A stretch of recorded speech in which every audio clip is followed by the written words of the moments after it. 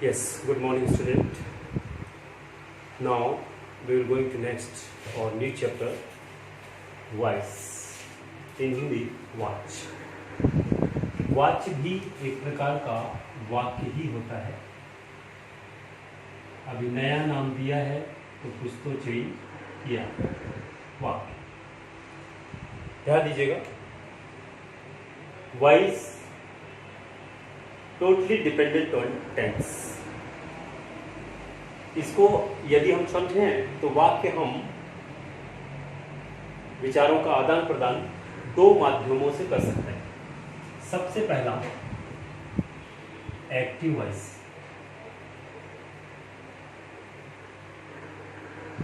Active voice को कहा जाता है कर्तावाच्य। ये कर्तावाच्य सब्जेक्ट ओरिएंटेड सेंटेंस कहलाता है।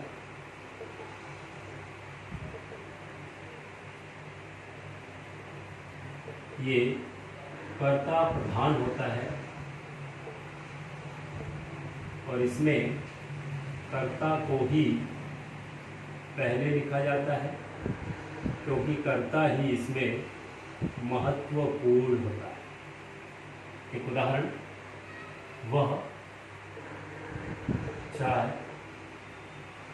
बनाती है। शी makes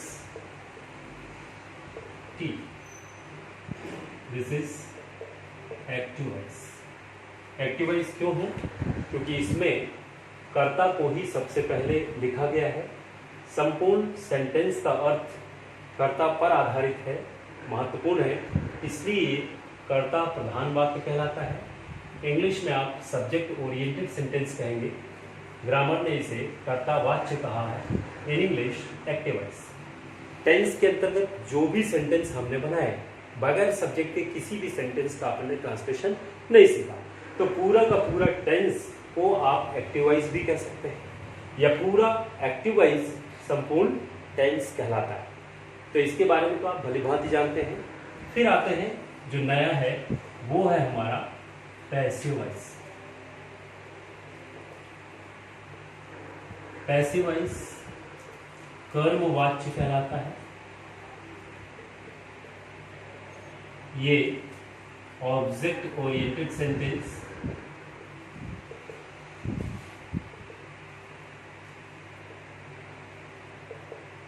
ये कर्म प्रधान होता है। इसमें कर्म को ही सबसे पहले लिखा जाता है क्योंकि कर्म ही इसमें महत्वपूर्ण होता है। यह हमारा passive voice. This is subject, this is verb and this is object. सबसे पहले अपन ऑब्जेक्ट लें तो ये बनेगा चाय उसके द्वारा बनाई जाती है। ट्रांसलेशन करूं तो हो जाएगा टी इज मेड बाय हर। ध्यान दीजिएगा, इस वाक्य में सब्जेक्ट ना भी हो तो हमारे सेंटेंस में कोई खास फर्क नहीं पड़ता, चाय का होना जरूरी है। संपूर्ण सेंटेंस ऑब्जेक्ट पर आधारित है, इसलिए ये सेंटेंस हमारा जिसमें कर्म को पहले लिखा है, कर्म ही महत्वपूर्ण हो, कर्म प्रधान वाक्य कहलाता है। Object oriented sentence in grammar, Hindi में कर्मवाच्य कहते हैं और इंग्लिश में इसे पैसिव वॉइस कहा जाता है। अब सवाल उठता है कि ये सब्जेक्ट लास्ट में कैसे चला गया ऑब्जेक्ट के रूप में, यहाँ पर ऑब्जेक्ट कैसे आ गया, हेल्पिंग वर्ब इज़ेमार कैसे लग गया, मेन वर्ब का थर्ड फॉर्म, मतलब एक्टिव से पैसिव में चेंज करने के कुछ रूल्स होते हैं जिनके बारे में जानकारी होना जरूरी है। ये आपका टेंस हो गया जिसे एक्टिव वॉइस। एक्टिव वॉइस के आपको सेंटेंस दिए जाएंगे, कहा जाएगा चेंज इनटू वॉइस या चेंज इनटू पैसिव। जब आप पैसिव में चेंज करेंगे तो कुछ रूल्स हैं जिनका आपको ध्यान रखना। कुल मिलाकर के आपको ये समझना है कि जिसमें कर्ता सक्रिय होता है वो हमारा एक्टिव वॉइस कहलाता है, और जिसमें कर्ता निष्क्रिय हो जाता हो वो हमारा पैसिव वॉइस है। अर्थात जिसमें कर्म सबसे पहले हो, महत्वपूर्ण हो, कर्म प्रधान वाक्य कहलाता है। ऑब्जेक्ट ओरिएंटेड सेंटेंस कहलाएगा कर्मवाच्य या पैसिव वॉइस है, जिसमें कर्ता सबसे पहले हो, महत्वपूर्ण हो, कर्ता प्रधान वाक्य। सब्जेक्ट ओरिएंटेड सेंटेंस कर्तावाच्य या एक्टिव वॉइस कहा जाता है। अब बात आती है how to change active into passive. How to change active into passive. Rule number first कहता है वाक्य के ऑब्जेक्ट को सबसे पहले लिखते हैं,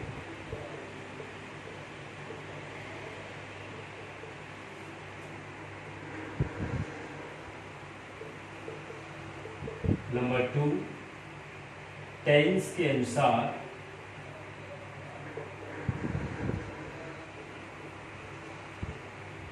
सहायक क्रिया प्रयोग किया जाता है। नंबर 3 मेन वर्ब का पैसिव वॉइस में थर्ड फॉर्म प्रयोग किया जाता है।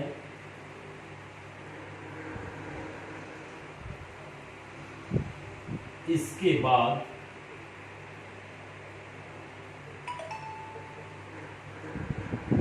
बाय लिखकर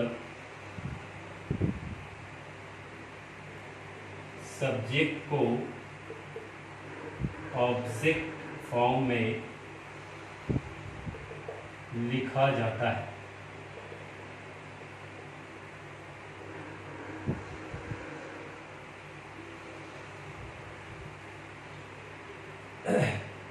सब्जेक्ट लिखते समय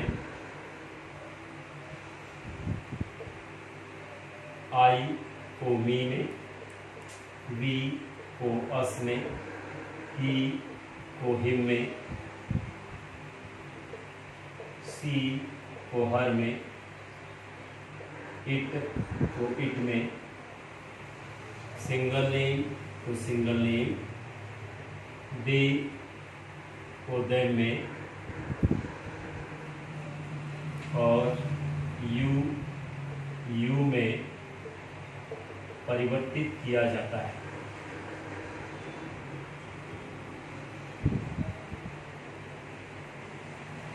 लास्ट नंबर, यदि वाक्य में सब्जेक्ट ना हो तो बाय और सब्जेक्ट लिखना आवश्यक नहीं होता है।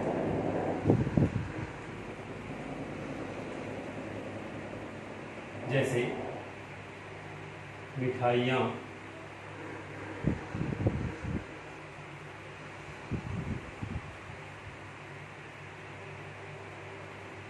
बनाई जाती है।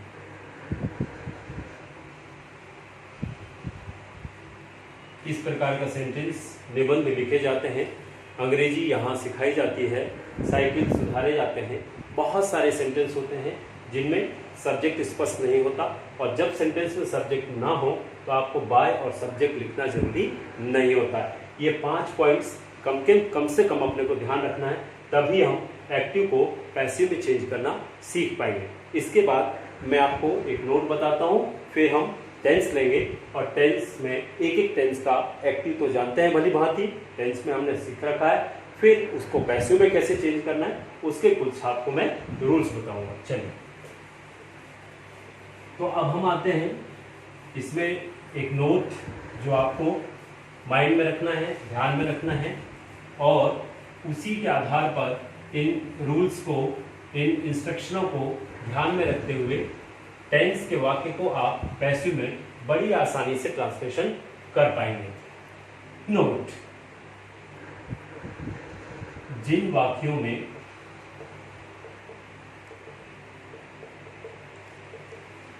बी या फिर बीन आए, उनका सामान्यतः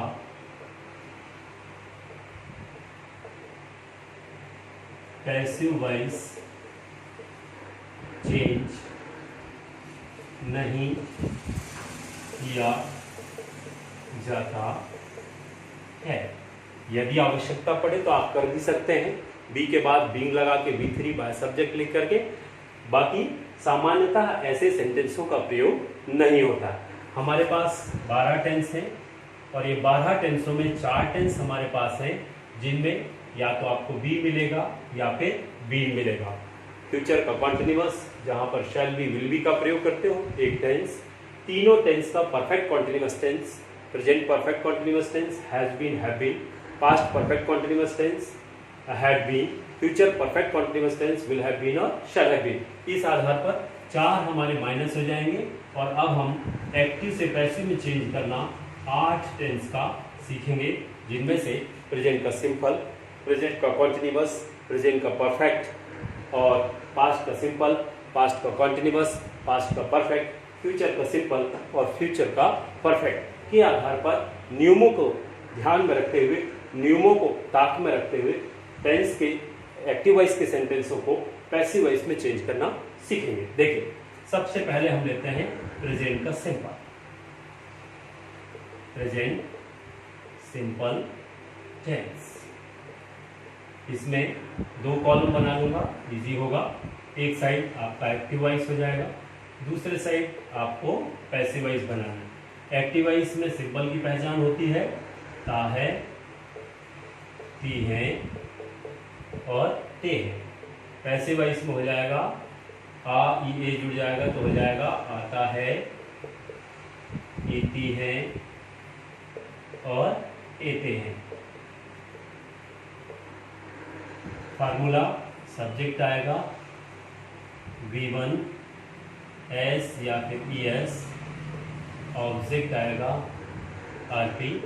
यहाँ पर सबसे पहले ऑब्जेक्ट को ध्यान में रखते हुए इज, एम या फिर आर, वर्ब का पैसिव वॉइस में थर्ड फॉर्म, फिर बाय, देन सब्जेक्ट, इसके बाद आर। यहाँ लिखा हम स्कूल में अंग्रेजी सीखते हैं। यहाँ हो जाएगा अंग्रेजी हमारे द्वारा स्कूल में सीखी जाती है।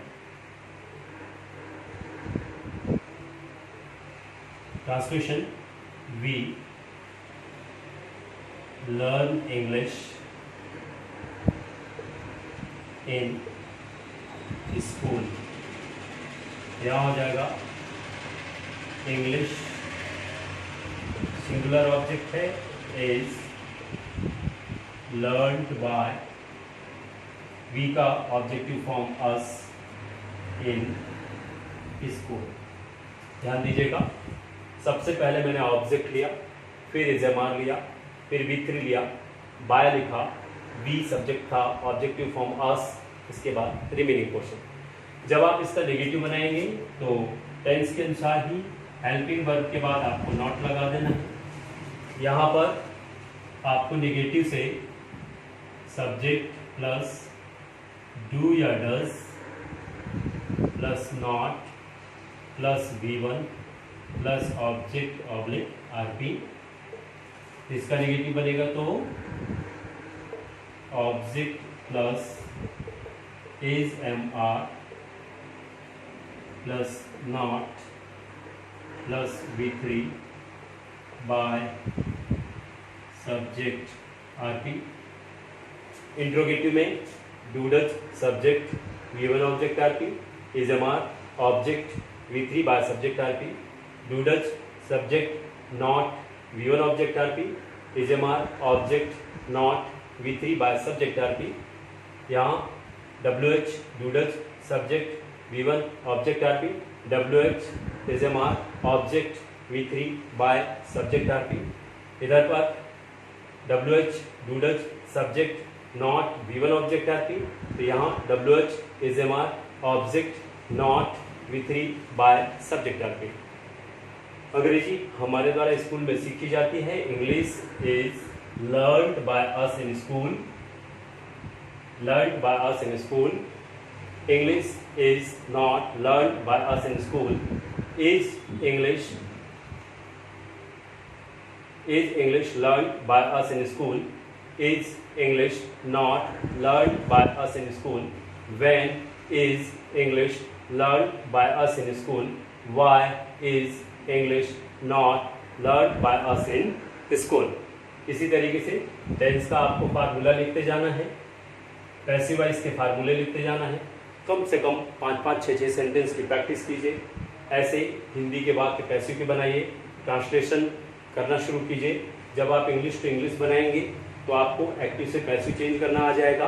जब आप हिंदी टू इंग्लिश का ट्रांसलेशन करेंगे तो कम्युनिकेशन या स्पीकिंग आपकी सुधर जाएगी, क्योंकि आपका मातृभाषा हिंदी होता है और उसको जब आप इंग्लिश में कन्वर्ट करना सीखेंगे तो जल्दी से आपके जुबान पे वो थॉट्स आ पाएंगे, जिसका परफॉर्मेंस आप in front of anybody, in front of any types of crowd या in front of any person आप बहुत अच्छा परफॉर्मेंस दे पाएंगे।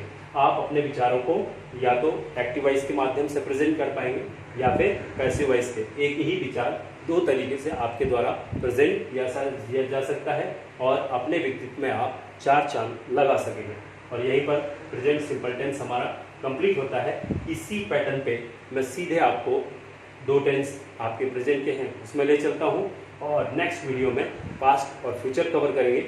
2 वीडियो में पैसिव वॉइस हम फिनिश करेंगे, इसलिए you are very concentrate about this topic and your practice or performance in your home, and queries ask me by the WhatsApp number or any types of apps. Thank you very much.